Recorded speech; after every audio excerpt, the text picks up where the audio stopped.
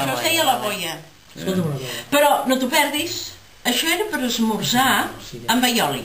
Déu-n'hi-do. Carn a la brasa. Però no un trosset, no. Carn a la brasa amb llesques d'aioli. Llavors, es feia, els que no tenien llar de foc, es feia el foc en el pati i es cuien al pati, amb els convidats ja.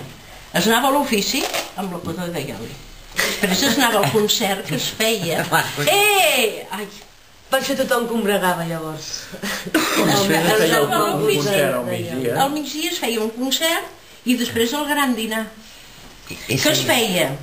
Entremès, canelons, vedella, pollastre, relleno i a darrere la reposteria. Després de menjar la boia de bon matí. Però clar, vol dir que avui també hem fet dinar de festa major absoluta. No, ja, però vull dir que... No, faltava l'entremès que I es feia. faltava haver vingut a esmorzar carn a la brasa. Jo he menjat boia.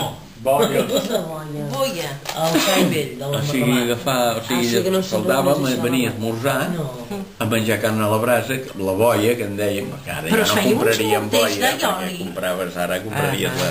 Però abans, aquí a moltes cases, d'allò, es compraven un xai i se'l...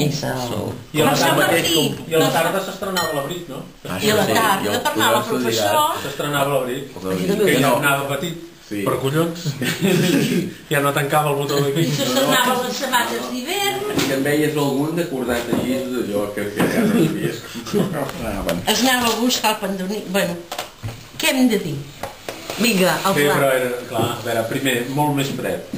Això sí. Molt més fred. Segona, era gent que anava forta treballant. Vull dir que a les 6 segurament hi anava a marxa, la carn ja venia de gust. Vull dir que era una altra època. Que era una altra època. Vas a dormir tard, et lleven i et foten aquella carn a la brasa i... Sí, però abans per Nadal també es menjava. Però jo dic... Jo d'hivern de poc... A veure,